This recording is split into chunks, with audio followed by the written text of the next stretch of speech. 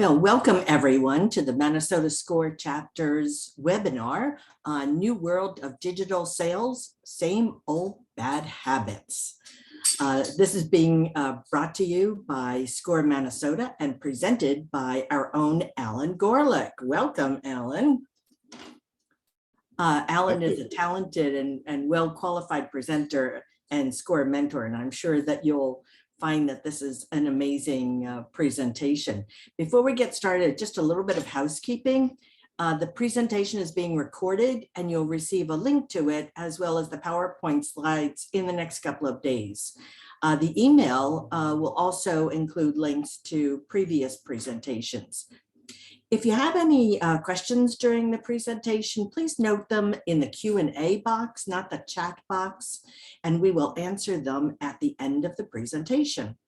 So just a word about SCORE. SCORE is a nationwide nonprofit organization affiliated with the Small Business Administration, the SBA. We provide free confidential mentoring and educational services like this webinar. Our chapter, the Minnesota chapter, has nearly 90 volunteers waiting to serve you in your business with your business questions. Over the years, SCORE has assisted over 11 million clients since its inception over 50 years ago. So where do we help you? Well, we help you in all stages of your business, whether you're thinking about a business or you've just opened one or you want to grow your business, or lastly, you're interested in selling your business or perhaps buying a business. We have a team that is dedicated just to that. All you have to do is go to our website, minnesota.score.org. There you can click on Request a Mentor.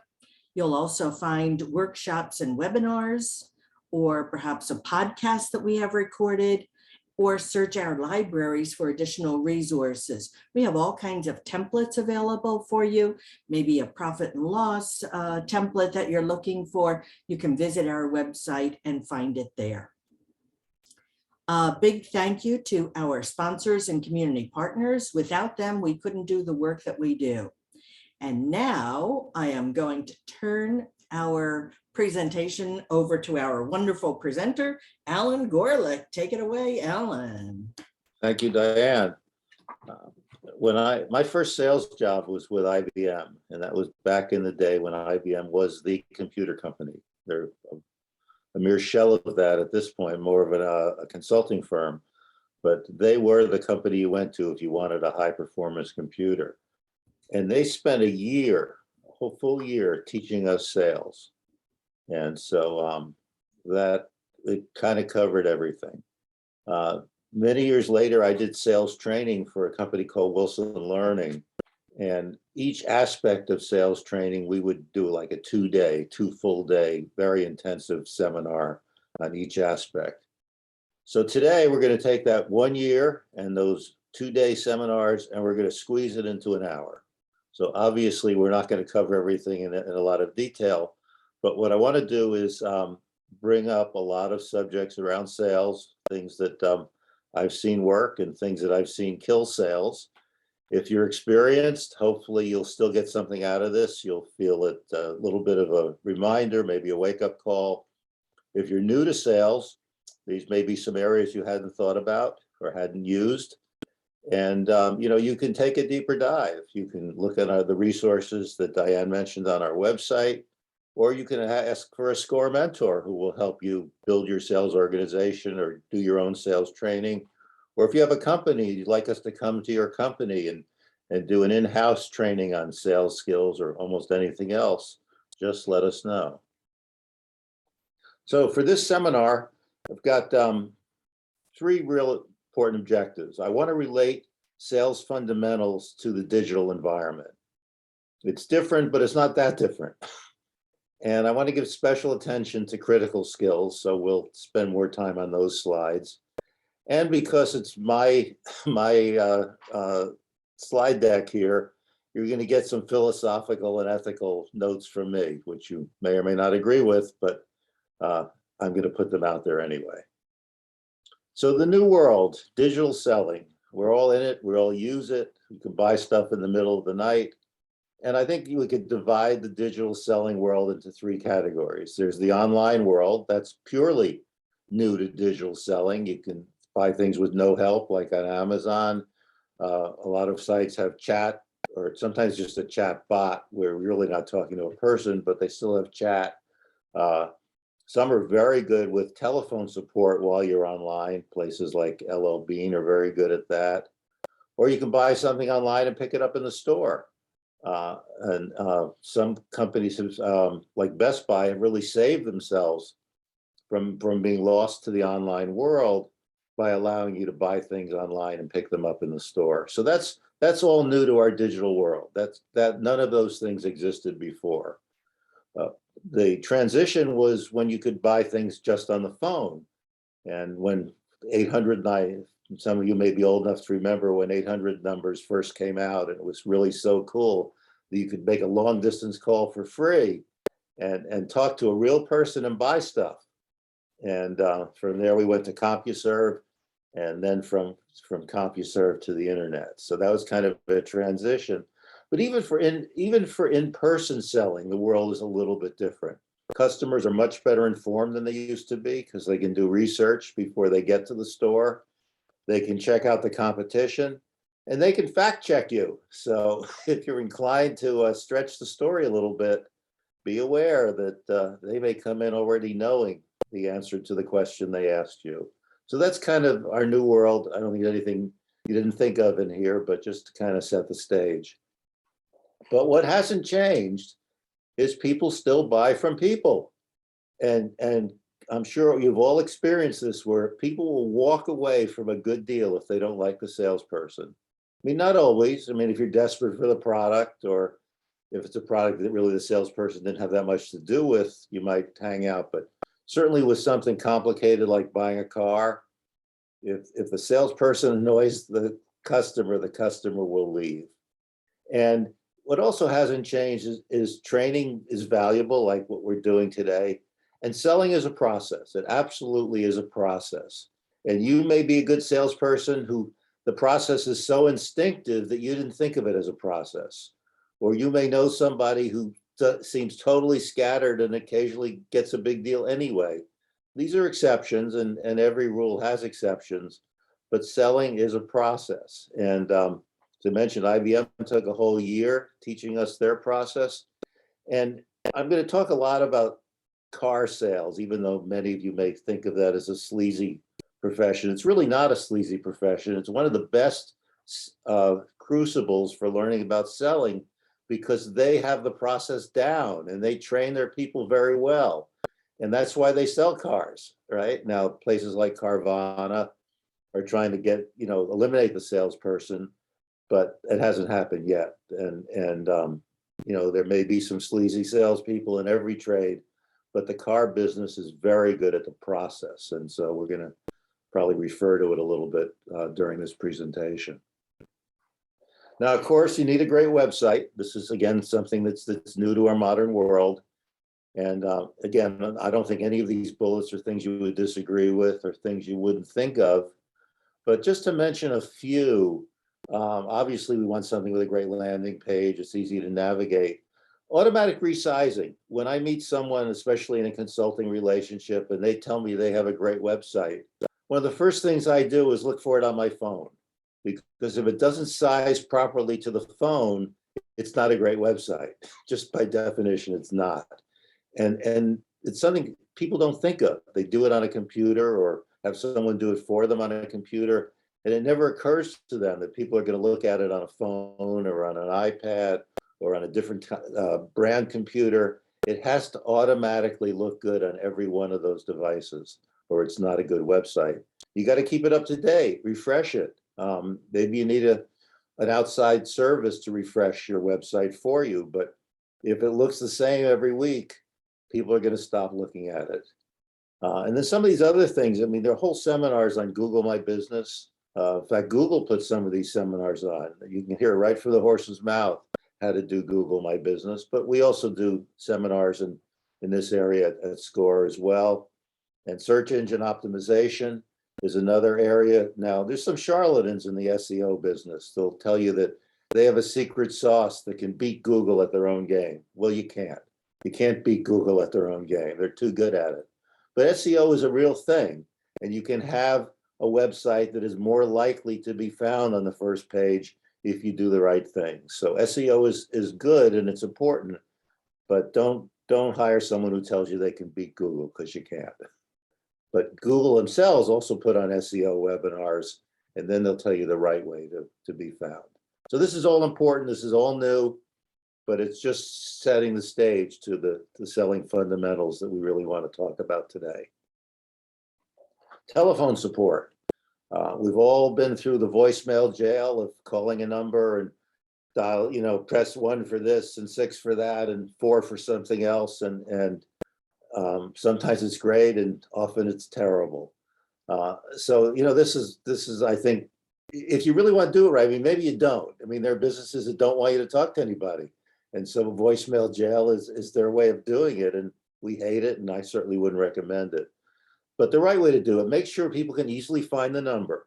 So put on your website in an easy spot to find a contact us button, or even an ability to call directly from the website so people aren't frustrated.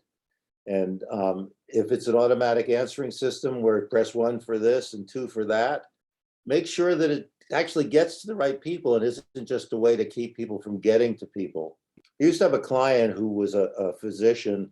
He worked for the VA, the Veterans Administration in San Diego, California. And I used to call him just on normal routine business things.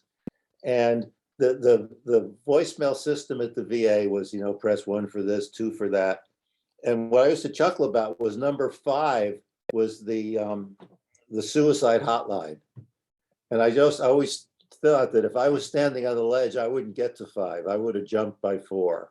So you have to think about this stuff. And I guess they didn't want to put it as number 1 because they didn't want everyone to have to go through that, since obviously most of their calls were not about the suicide hotline.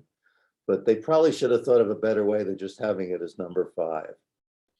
And you want knowledgeable, well-trained, easy to understand. There's a million jokes about calling the call center in Asia where you can't understand the people. But there are plenty of people in Asia who are easy to understand. So if you're going to do that, make sure that people are knowledgeable, not just reading a script. They're well-trained, easy to understand, because this can kill your business. You think you're saving money with a cheap call center, and you're really just turning away your customers.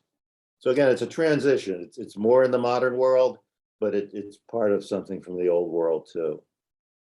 So I said selling is a process, and here, you could probably think of a different way to arrange the process, but you want to interrupt people.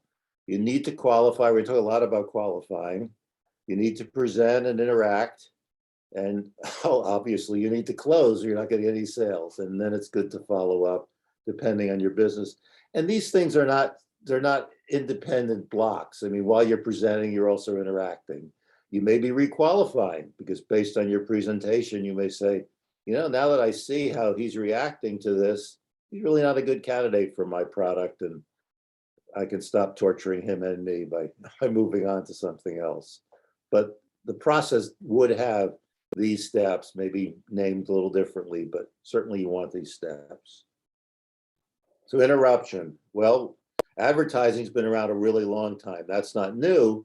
But of course, what's new is all the different ways you can advertise. You can still buy ads in magazines, and there are plenty of magazines. Obviously, people are buying these ads. You can have displays in the store or in the street or on an overhead sign.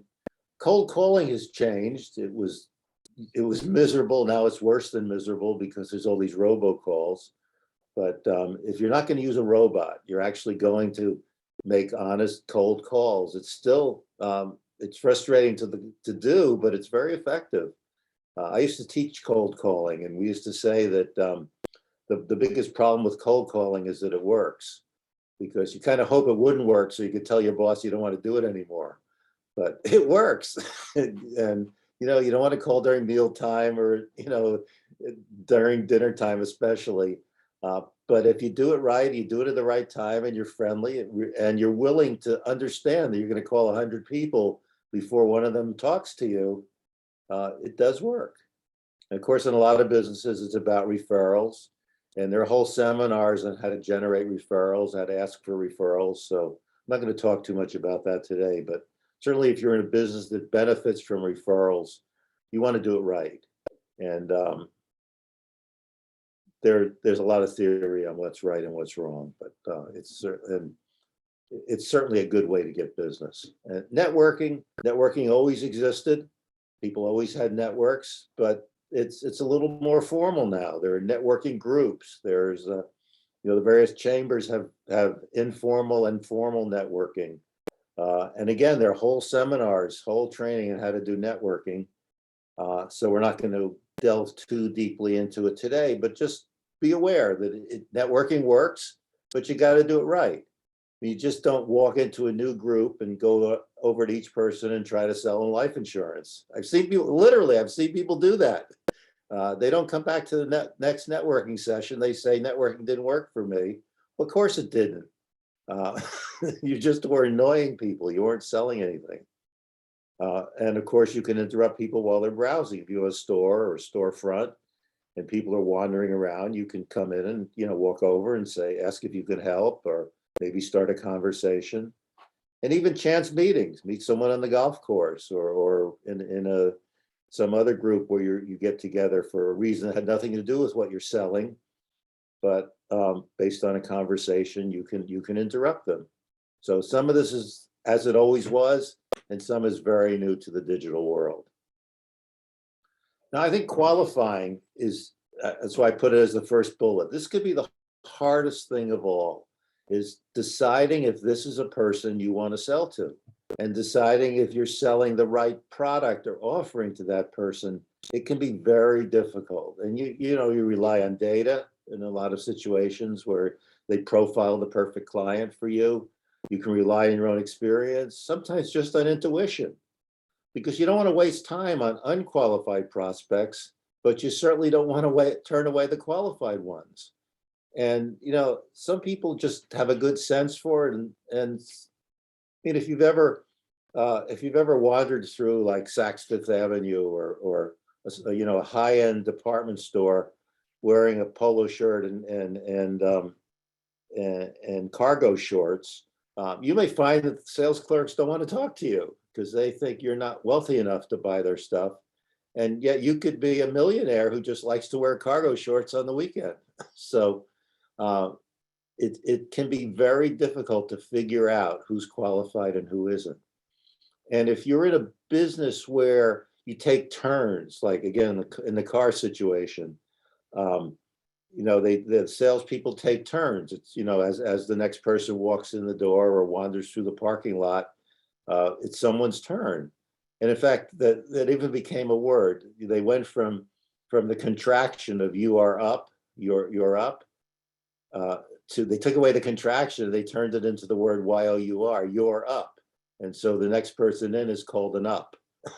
And so they'll say, "Oh, it's you're up." So now you have this person, you got to sell to this person or wait till the next one in line is yours again. But do you want to waste time on an unqualified one? Or how do you qualify? It can be very difficult. Several years ago, there was a Cadillac dealer in Brandon, or maybe all over the country, but in Brandon, who offered a dozen Titleist golf balls if you came in for a test drive. And a dozen Titleist golf balls, it's like worth $50. That's no trivial thing. That's a nice gift to drive around a car.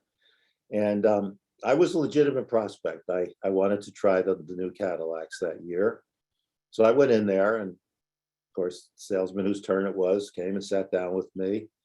And the first thing he asked me was, "Do you really want to drive the car, or do you just want the golf balls?" And I knew what he was doing. He's qualifying, but I was offended. I thought that was really rude. In other words, there was no class in this qualification. He was qualifying me, but in a very classless way. And of course, I said I did want to drive the car because, in fact, I did. But I often wondered what would have happened if I said I just want the golf balls. Would he have given me the golf balls, or would he thrown me out? I just don't know. But I thought that he was trying to do what was supposed to be done, but he was just so ham-fisted about it that it was a bad thing to do. I do a lot of seminars in the evening and I buy people dinner and I talk to them about various aspects of investing. And as I'm sure many of you have been invited to these things, and you probably know that some people just come for the free meal.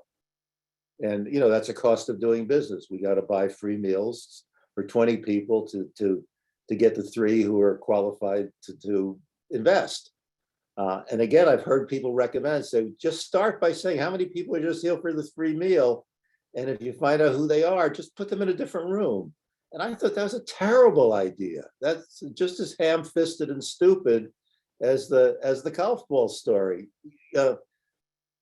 Acting like you're in that category, you're not going to get the $1 million investment when you've already behaved in a sleazy way at the first minute. So just accept it. You're going to buy the dinners and put up with it, or don't do it.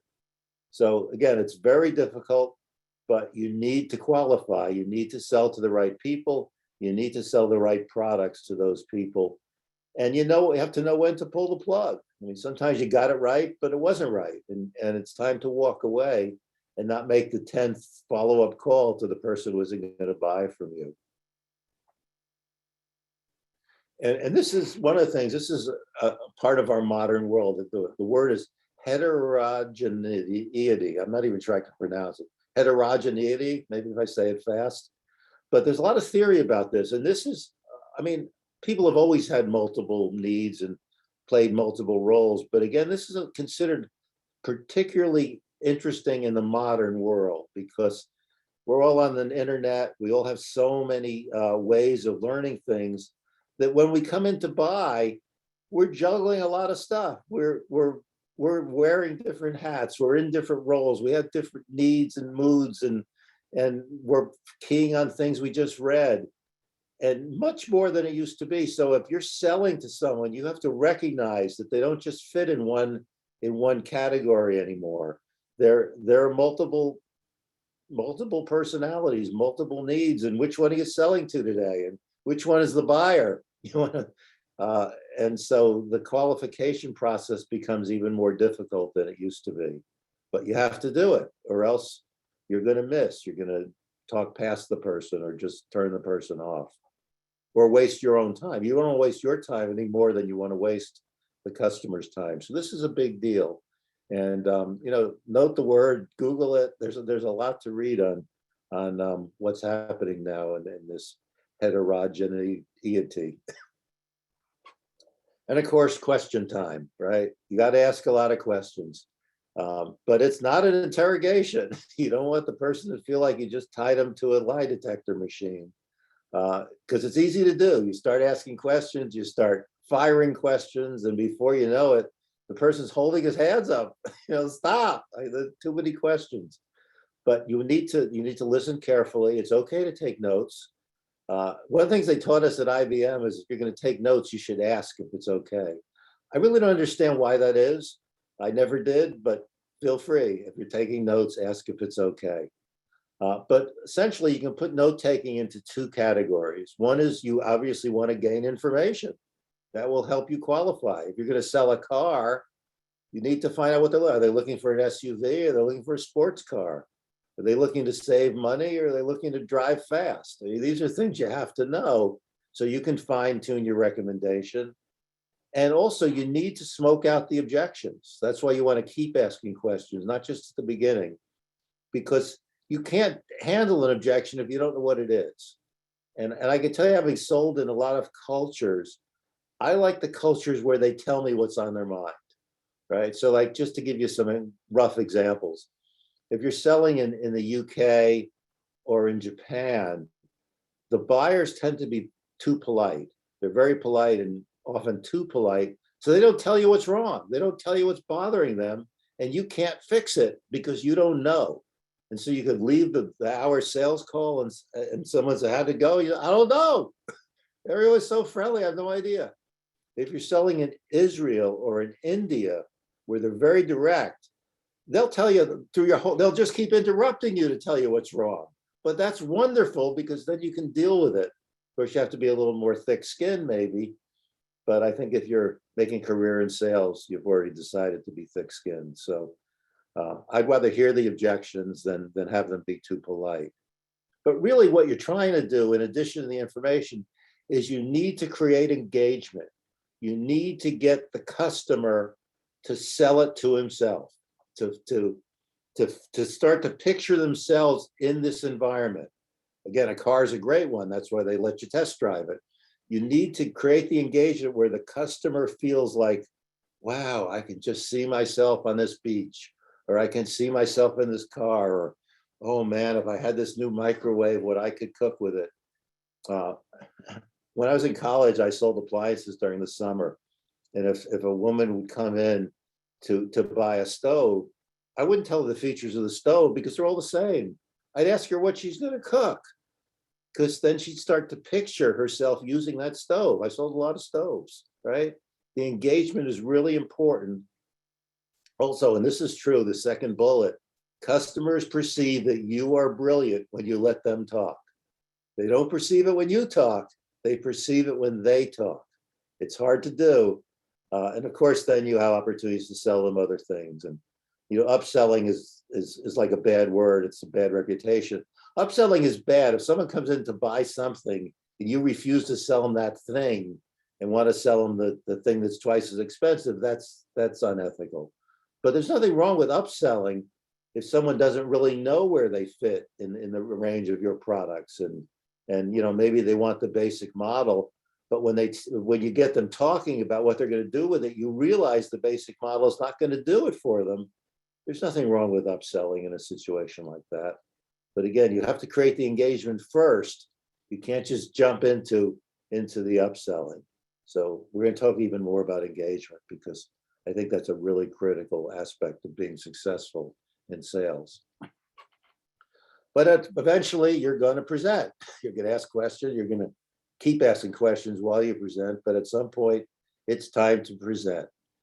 And that first bullet is something, if you take any sales training anywhere, they'll tell you this: telling isn't selling. I mean, obviously you need to know the features of your product. You need to know how to use it.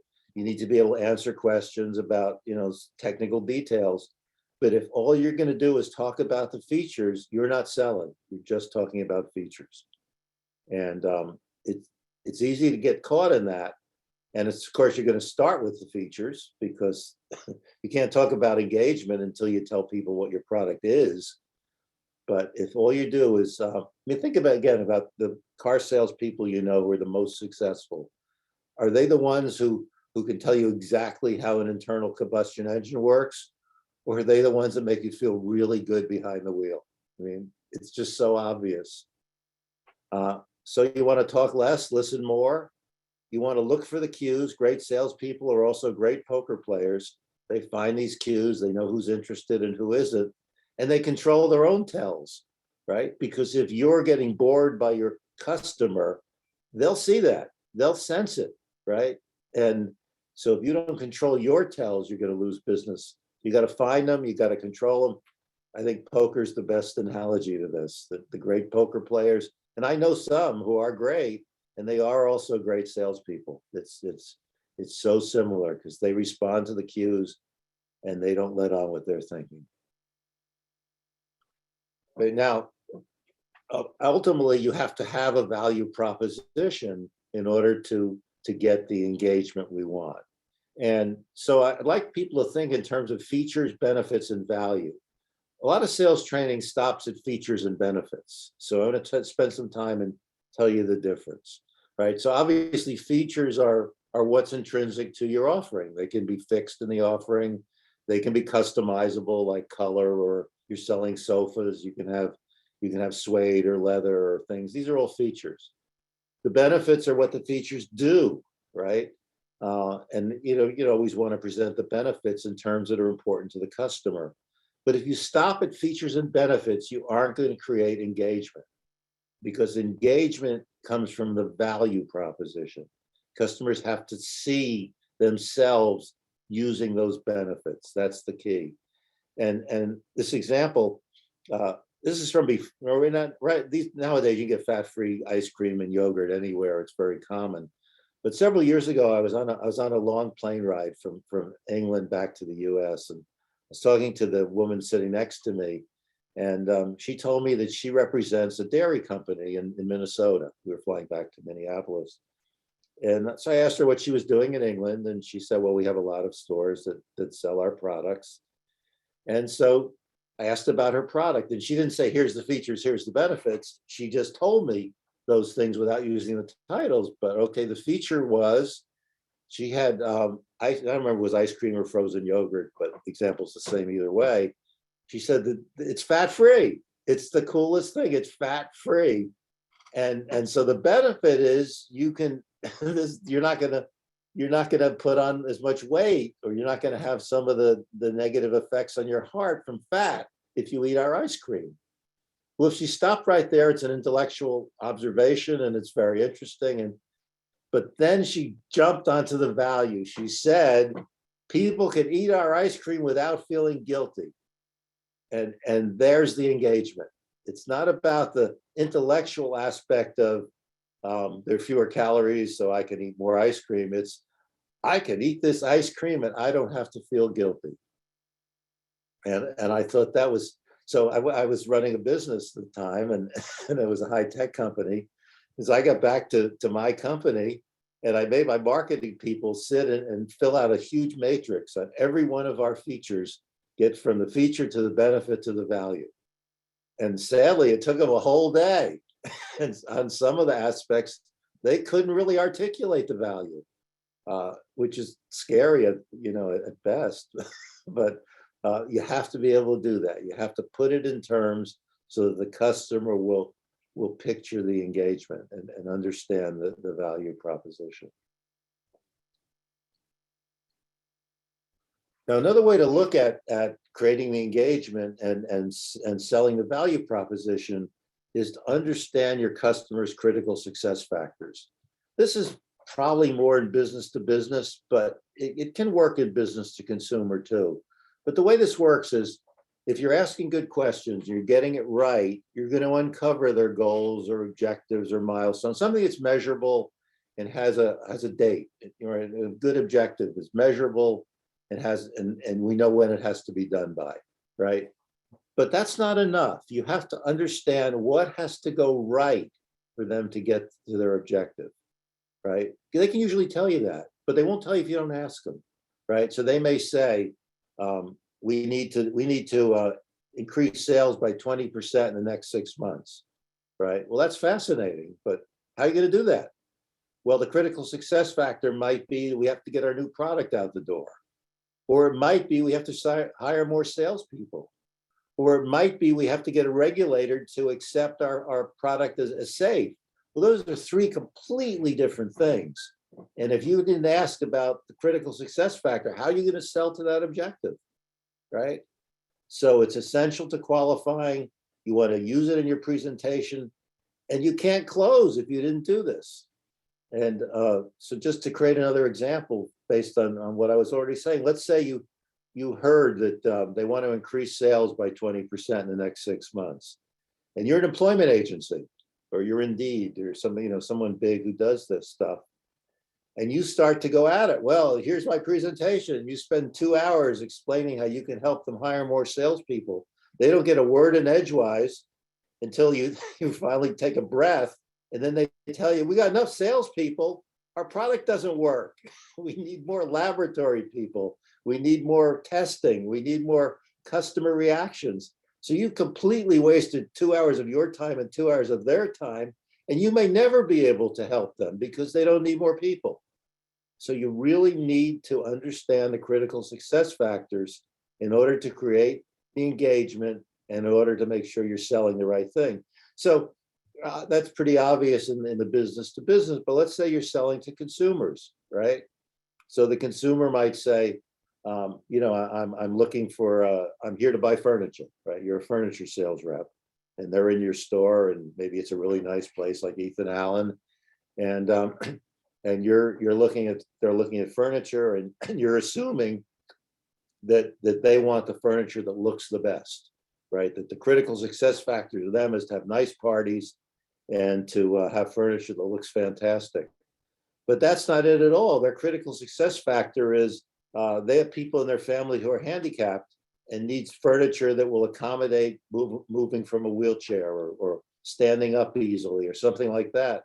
Well, again, you've wasted your time and theirs by showing them the beautiful furniture instead of showing them the functional furniture. So you really need at all times to understand the critical success factors. And then, just to kind of summarize the presentation, be prepared. No matter what you're selling, be prepared, be professional.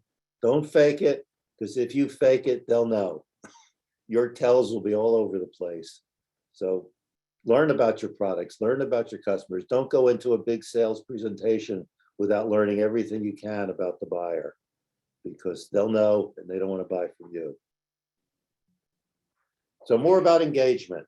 You want to set the scene, put the buyer in that scene, right? Because remember, we said buyers are smarter now.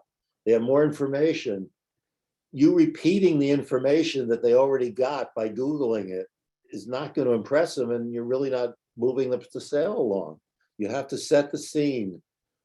Test drives are great if you're selling a car. Some things can't be test driven. A lot of things can be done with samples. You go to a Sherwin-Williams store, and they'll let you take home little tiny bottles of every color in the world. Or you can invent a color, and they'll mix it up for you and let you take it home and try it. And they'll give you a little brush and whatever. So they'll tell you how to try it so you don't mess up your wall. I mean, that's a great thing.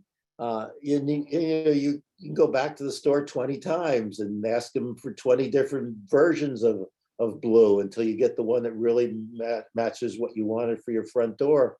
But you're engaged by that point. By the third trip back to Sherwin-Williams, you're buying their paint. It's just a question now of what color, right? Trial period. Now there's so many things. Their mattresses are a big item. Mattresses are very profitable, by the way. If you weren't wondering why there's so many mattress stores, it's because they're so damn profitable.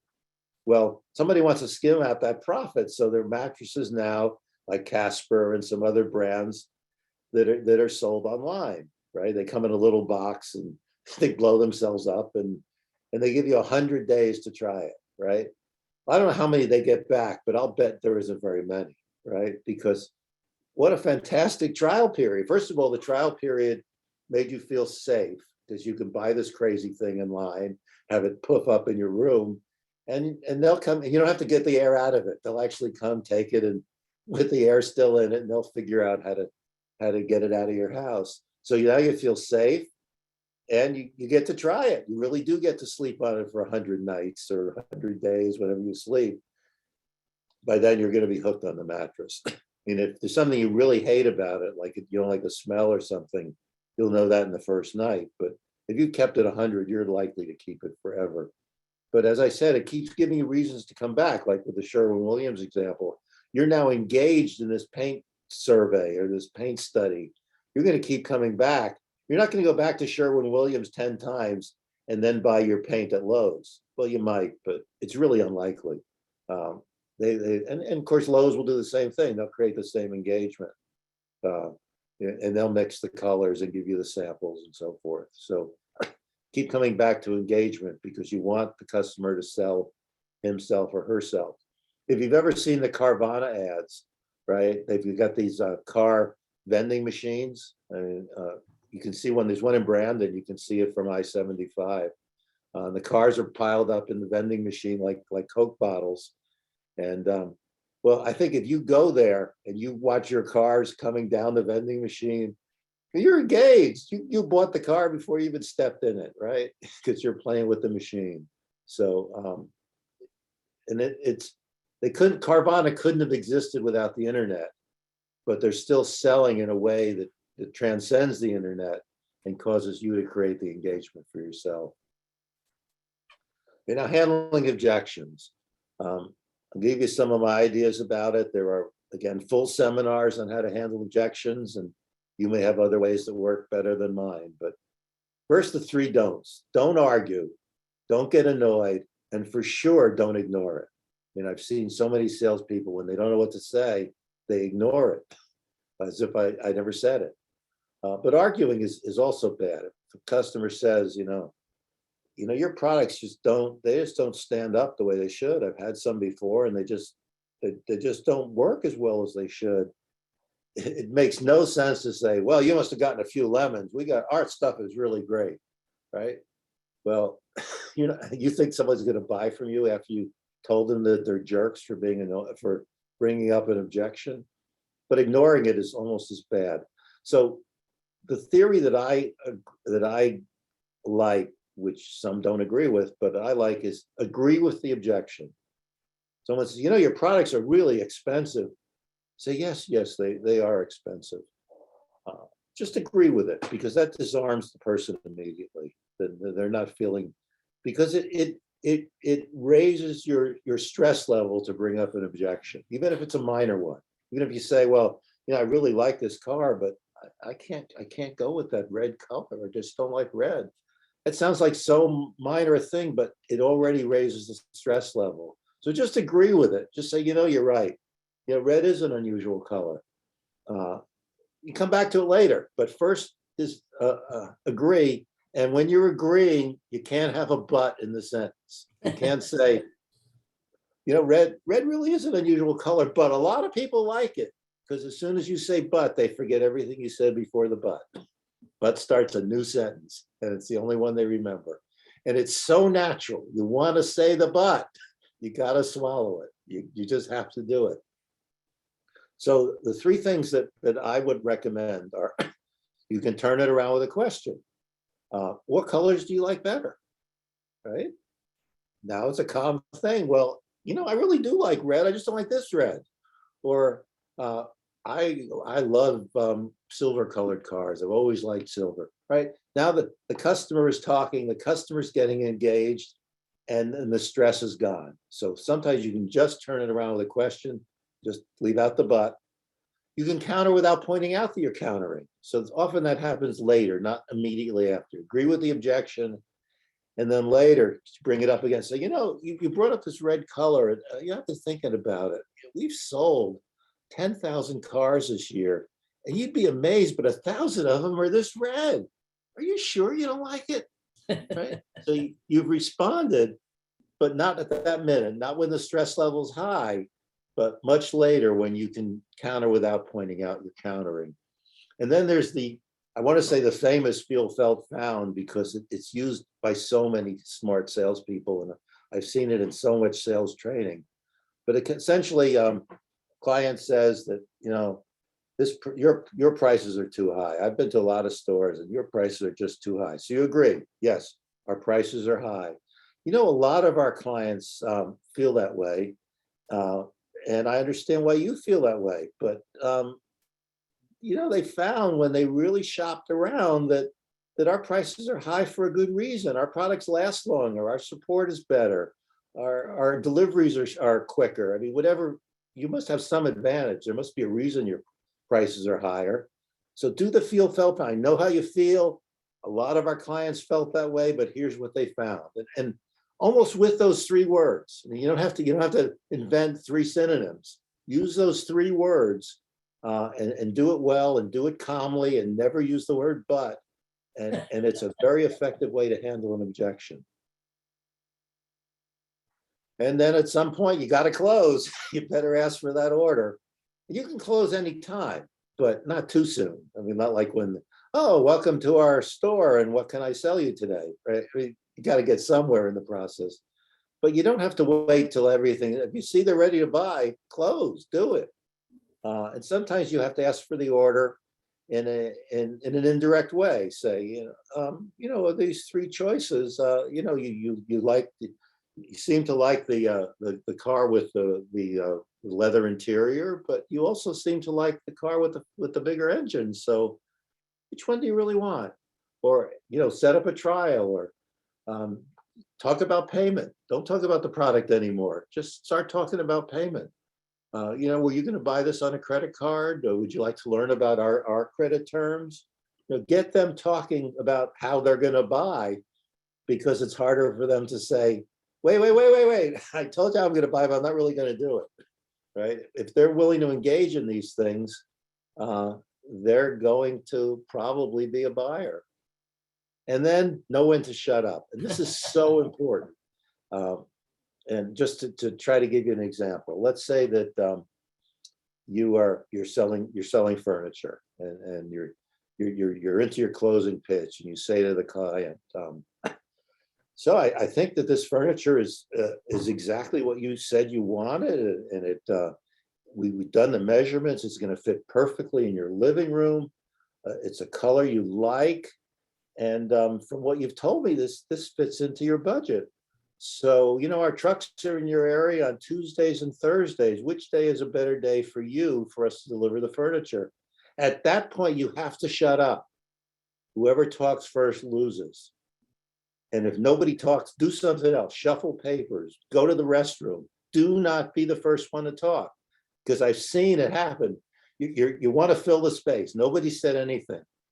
Everything you said is correct, but the client is still, I said I had a $5,000 budget, but man, that's a lot for this furniture. And he's mulling it over, and he's working on it in his mind and trying to convince himself it's okay, because he really did love the furniture.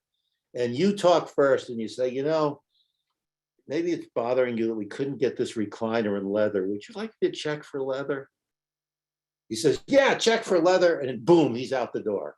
You just blew it because you talk first, right? You just have to, it's so hard when you're in sales. It's so hard to shut up, but you have to know when to do it. And, again, this came back even through my IBM training. Even when we're selling big computers, they said, know when to shut up. Let the customer sell himself.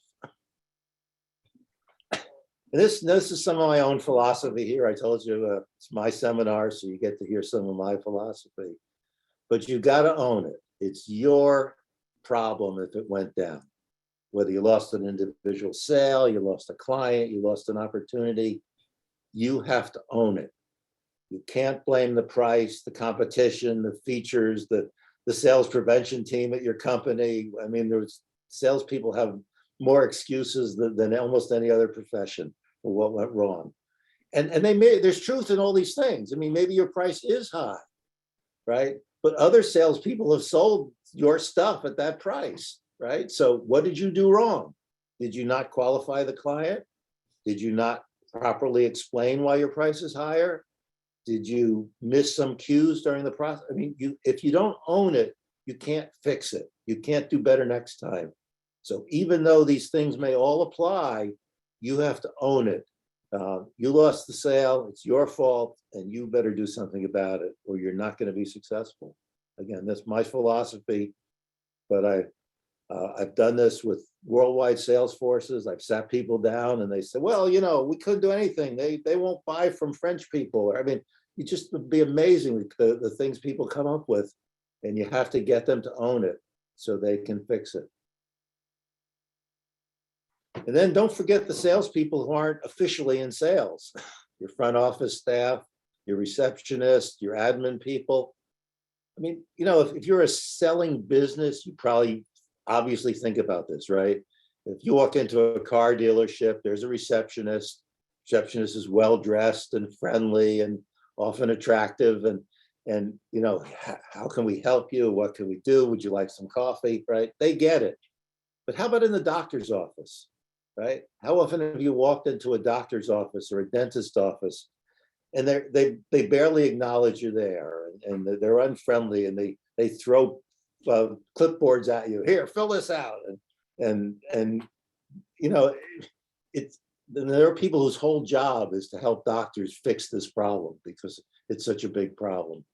So you can't ignore your front office. You can't ignore the salespeople who aren't called salespeople, because they're often the front lines, right? Your customer may never get to you if they can't get past the receptionist who they didn't like or who ignored them, or if your people are going to spend a lot of time on the phone, they shouldn't be the ones sitting at the front desk. It drives people crazy when they're waiting there and the person's on the phone, right? Sometimes it can't be helped, but if their whole job is telephone and you being in front of them is a nuisance, and they show it, they give off those cues, and you feel it and you walk away. Maybe you can't walk away from your doctor, but you'll find a new doctor as soon as you can. So we have to think about the salespeople who aren't in sales. And then some final thoughts. Again, this is my, it's just for me. You can disagree if you want, but don't disparage the competition. Sell your stuff, talk about how great you are. If you disparage the competition, you just come across as being sleazy. And, I mean, you have to compare yourself to the competition. That's okay. You can say, well, look, here's a JD Power study, and 85% of the people who tried our products loved it. Nobody else got as high a rating from JD Power as we did. So you like brand X, but check their JD Power. I bet it's not as high. That's not disparaging. That's an honest comparison using a third party. But if you want to say, what? You're looking at Buicks? What are you, crazy? Do you realize their cars break down twice as much as ours? And that's terrible. That's not a good way to sell. And I know people have walked away as soon as someone has disparaged the competition, because they know they're dealing with a sleazy salesperson and they want to get out of there. Don't unhook. This is, again, more in the business to business side than it is in the business to personal. But if your client, you've been selling and the client says, well, I really appreciate all the time you spent with us, and I really like you and your products, but we've signed with Acme Widgets, and contract is done, and we're going to start getting delivery of their products next week. Do not say, wait a minute, is there anything I can do to make you cancel that deal? Because there really isn't. And you just, again, come across as a sleazy salesperson. Instead of unhooking, start working on the next deal. They're not going to buy from Acme Widgets forever. Be professional. Thank them for their time. Tell them anything that you can do to help. They would, call you anytime. Ask them when the next order cycle begins. When are you going to refill it? Can I have a chance at that one? I understand that our prices were a little high this time, but things change, and we'd like another chance. Don't try to unhook them. It's not going to work, and you're just never going to get invited back. And obviously, don't lie. Although, we often say honest salesperson is the quintessential oxymoron, but you have to be one. Don't lie. It just gets you into trouble. It exposes your sleaze, and I don't think it increases your sales. So that's my 1 year of sales training compressed into 54 minutes. And Diane, do we have questions? We actually do. And I think I'd like to ask Jonathan to ask the question to you directly. So I have allowed Jonathan to talk. Jonathan, if you unmute yourself, you'll be able to ask the question directly. And if we don't get Jonathan to do that. Hi, you Hi, can hear me? Hello. Yes. We can hear you. Yeah, greetings.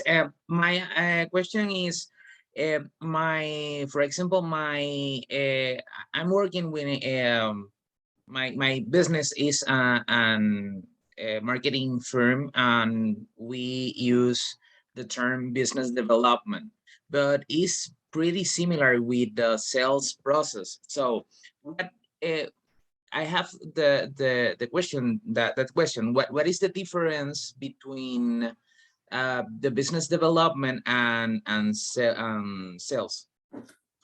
So you do business development, or you consult and tell other people how to develop their business? Tell me a little more about what you do. Well, I sell. Well, we don't like to use the word sell in agencies, because it's pretty different with for example, selling a product, or selling a tangible thing. So how we use business development more, because we sell services like web design development, social media management, that kind of services that are more difficult to sell as a product. Okay, so you want people to come to you, and you'll develop a website for them. Is that right? Yes. Okay, so you don't want to say that you're selling because it sounds too mundane when you're offering deep service into their business. At least here in well, first of all, I'm from Puerto Rico. I have worked in some agencies, and that agencies don't use the word sell, but it's like the same, just the product or last thing that you will sell is different and intangible. Yeah, I think that, yeah, I think that using a different title than saying you're selling, that's fine. Maybe it disarms people a little better, gets them to understand that you're going to be interacting with them a lot, that you just don't have something off the shelf for them. I think that's fine.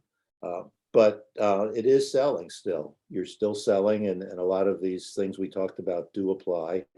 You're going to spend a lot more time on qualifying, because there's no point in selling website development to somebody who doesn't need a website. You're going to spend a lot more time in understanding their needs, because you want the website to be valuable for them. Again, it's not an off-the-shelf kind of thing, but you are selling. A lot of what we said, I think, would still apply. I have a question from Lincoln. He and I exchanged a couple of text messages in the chat. He has a clothing brand, and he wants to know how to articulate the value for non-service-based businesses, such as his clothing brand. Lincoln, are you here? Can you present your question?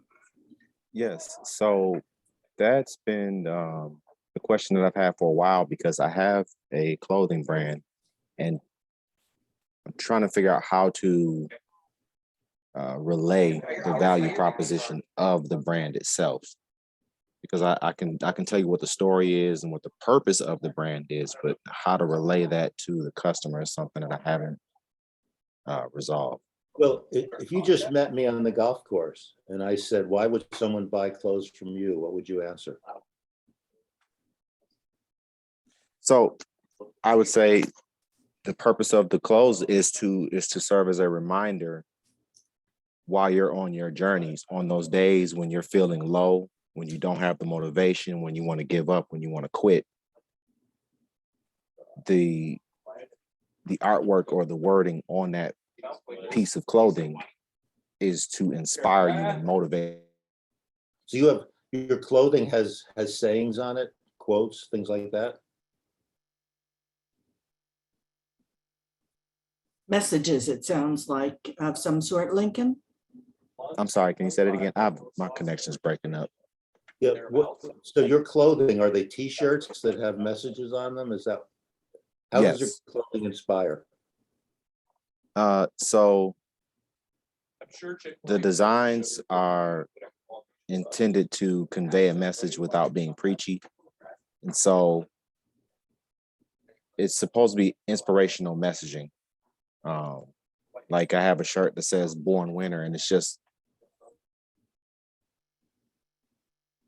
Okay, so if I met you on the golf course and I said, why should I buy from you? I think you would start with a question. You would say, do you ever notice those T-shirts with great sayings on them? I'm Right? sorry. Because I would say, yes, we always have noticed them. Mhm. You'd say, you know, that those don't come from nowhere. We have experts who pick the right ones, and we've done studies to show which ones work. Would you like to try some T-shirts? Right? And that didn't take 2 minutes, and you're creating engagement. Okay. So just, Lincoln, do you have a SCORE mentor that you're working with? I don't at the moment. I would really encourage you. I know this sounds like a sales pitch, but I would really encourage you to apply for a SCORE mentor. That's the sort of conversation that we have every day with our clients about identifying their unique selling proposition. What makes you unique? Mhm. And then we develop from that, we develop your elevator pitch. And your elevator pitch is just, I'm sure Alan would agree, is just the conversation that you have. And it shouldn't be rote, but it's thought through a conversation about what makes your product special. I think we've lost Lincoln's connection. Faye, let me see if I can find you. And I have to find all that email traffic. Oh, okay. I don't know if you heard. There we go. Okay. Faye, let me see if I can find Faye. Let me get the alphabet. Allow Faye to talk. Okay. Sounds like Faye has a very interesting situation. We have spent the last 2 years creating a product, a virtual massage experience for people to be able to relax online. Now we're just beginning the sales and marketing aspect of the business.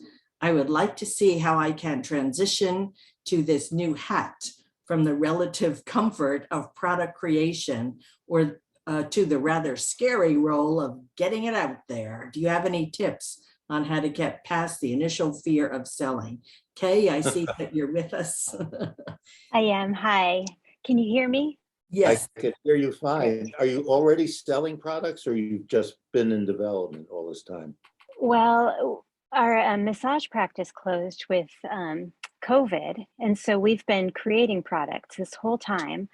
We've been writing massage meditations that help you visualize your body relaxing. And that took us the first year. And then we've traveled around the United States creating massage tutorials so people can learn to massage themselves. So What? my main thought about telling people about this product is we're more powerful than we think with the ability to relax ourselves. So putting the power of massage into their own hands is kind of our. So what is your offering going to be that you actually want to sell? It's like an online course, but it's more like an online experience wrapped up in a course form. So we have every week, we give people massage tutorials, and then there's a meditation or a massage story of the week that they can listen to and relax to. And do you have a following now? Yeah, really small. Yes, we do have all of our old clients. And I think that they're probably more interested in hands-on work. But yes, we do have like about 700 people on our mailing list. And we're very, very slowly starting to grow social media. But I think that it has been a little bit uncomfortable. So I've been putting this part off until now. Okay, so do you want to do this all over the country or is it a local offering? It's all over the country. So it's online. It's a worldwide, really. If you can speak English, this would work for you. So it's available anywhere, and we can definitely scale it where we weren't able to do that with massage. I mean, without spending a ton of money, I think that your 700 followers are the place to start. Yeah. And you have to come up with some very, very catchy things to say because you have to interrupt them when they're getting 100 emails a day. Yeah. You need the right subject lines and you need to test it. You can do A/B testing with this where you try one thing with 100 people and something else with the next 100 people and maybe even a third thing with the next 100 people and track it, track very carefully. Use one of these services that tells you when your email is looked at, when it's read, when it's clicked on. Those services are inexpensive, and for small sizes, they're even free. And you can start to see what works. But it's going to be an iterative process. I can't tell you offhand that this is the silver bullet, but I can tell you this process will work. You will find out what gets people's attention. Use something like Constant Contact or one of those services, and use a mailing. If you don't know how to mail off an Excel list, learn how to do that. So everyone gets a personalized email and not something that's going to warn them that this is part of a mailing list or that's going to get thrown into the spam filter. You want them to feel like they're getting a personalized email. Dear Harry, I know that we've worked together and you've been really happy with our stuff. Well, we now have a more comprehensive version. It's not very expensive, and we'd like to know your thoughts. So here's a survey. We're not asking you for money. Just please respond to the survey. And you just get people engaged that way.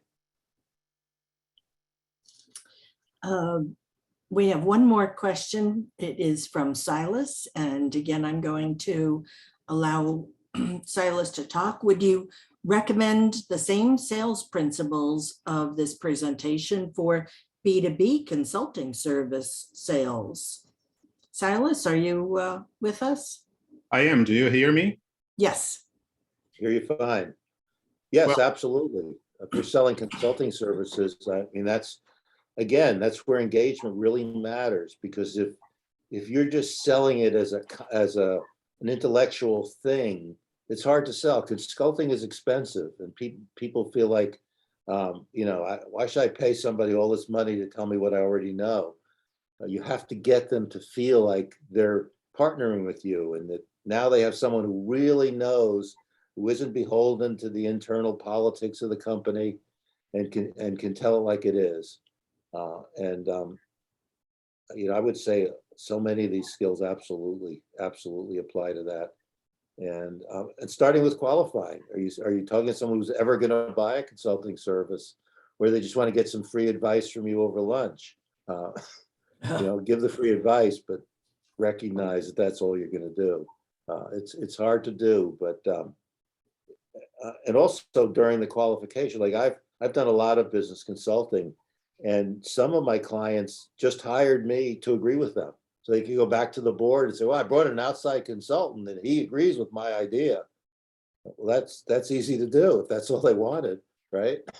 But you need to find out what they might be hiring a consultant for.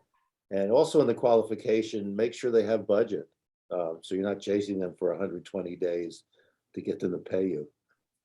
Make sure you're talking to the decision maker, right? Yes, yeah, someone who can pay and can decide to pay, absolutely. Because, Yeah, I've spent too especially many in a small conversations. firm. I mean, if you're Boston Consulting Group, you're going to get paid because they don't want you pissed at them. But if you're Silas and you're a one-man operation or even a 10-man operation, they may put you at the bottom of the pay list, and you don't want that. You want to be sure you're paid first. Right. Thank you.